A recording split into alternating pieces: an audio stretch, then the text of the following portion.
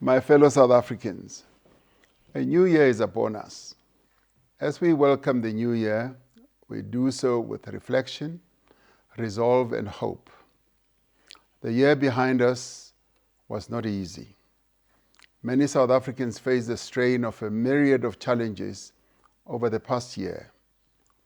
It continues to be a matter of concern that many South Africans are unemployed and that poverty and inequality persist. The high cost of living has imposed huge burdens on South African households. Many communities live in fear of gangsters. Women and children live in fear of gender-based violence and femicide. The delivery of basic services in our cities, in our towns and villages are often disrupted or do not exist at all. These are difficult and complex challenges faced by many of our people. I acknowledge these difficulties plainly and give assurance that your struggles are known and understood. We are continuing to take a variety of actions to address these challenges. Our success in addressing these challenges includes working together in partnership between the government, business, labor, civil society, and every citizen committed to the future of our country. We look back on the many initiatives we have taken to address our challenges. On reflection, we are encouraged by the emerging progress that is laying the foundation for even better progress in the year ahead. Yes, much more still needs to be done. We therefore enter the new year with renewed hope, greater purpose, and even greater confidence in the potential of our great nation and its people. We are grateful for your resilience, for the way we have stood together through difficult moments, and for a unity that remains firm. Together, we are changing our country for the better. Our economy is recovering. We are working on creating more jobs, especially for young people. Inflation has eased. The cost of living is coming down. The rand has strengthened. South Africa's sovereign credit rating has been upgraded for the first time in 20 years. This means government can mobilize funding for infrastructure investment and social development at a much lower rate.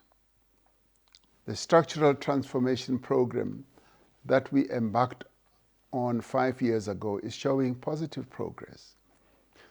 Eskom's performance, which in the recent past caused hardship to households, communities, and businesses, has improved steadily.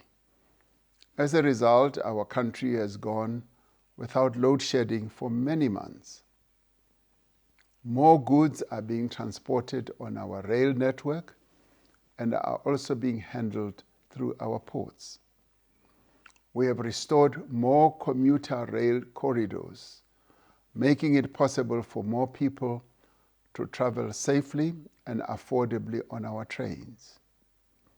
Infrastructure is one of our key priorities. We have for the first time budgeted more than 1 trillion rand for infrastructure investment over the next 3 years. This has catalyzed the revitalization of our country's roads, port, rail, energy, and water systems, where investment is now evident.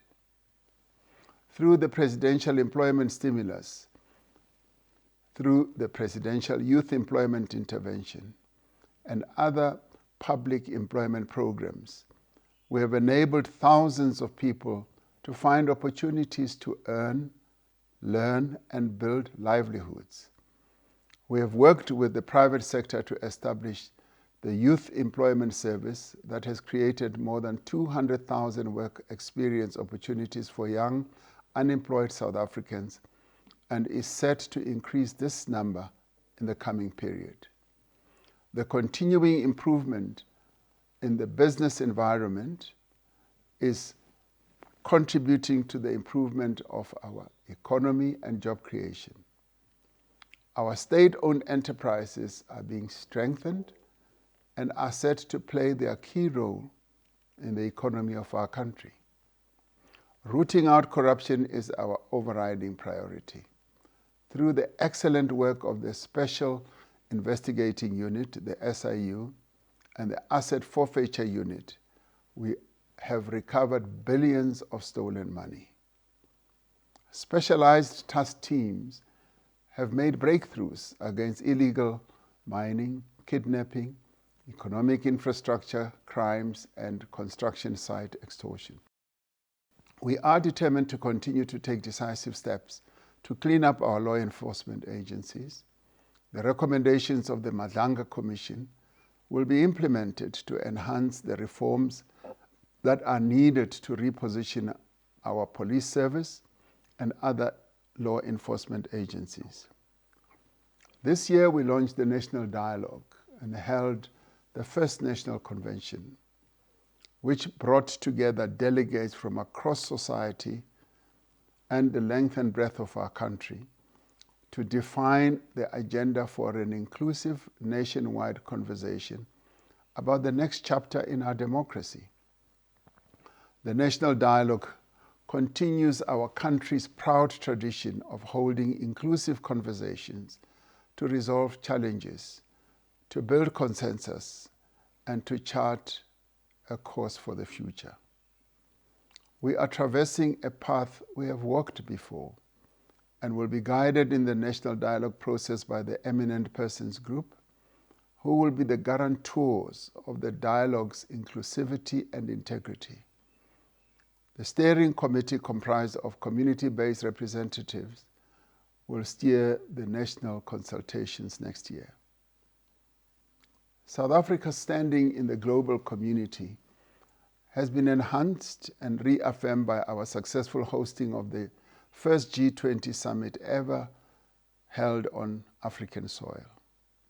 The leaders' declaration adopted by the summit articulated global commitments on inclusive economic growth, debt sustainability, climate action, food security, reform of global financial institutions, and a number of other key issues. We can stand proud as South Africans that the legacy of our G20 presidency is that we ensured that the voice of our continent, Africa, and the global South is recognized, reflected upon, and respected. Fellow South Africans, our nation is like a river fed by many streams.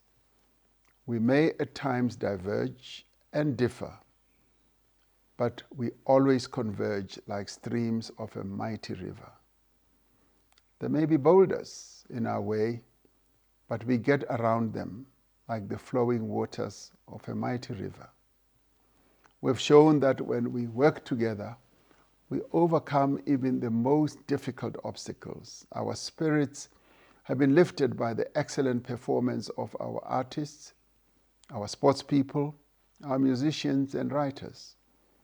We salute all who continue to proudly fly our national flag across the world in international forums, in sports, arts and culture, academia, commerce, science, medicine, the judiciary, politics, labor, trade, investment, and many other endeavors. To our young people, you are the future of our nation. Your energy, creativity, and skills are vital to South Africa's renewal and progress. To the workers of our country, to the entrepreneurs, business people, and professionals, your contribution drives our economy forward. To the women of our country, you are the backbone of our nation. We honor and respect you. To our men and women in uniform, we salute you as you perform your duty of protecting our nation. To our civil servants, you serve the people of our country diligently with respect. To our doctors, nurses, and other health workers, we thank you for working to heal the wounds of our people by keeping them healthy and alive.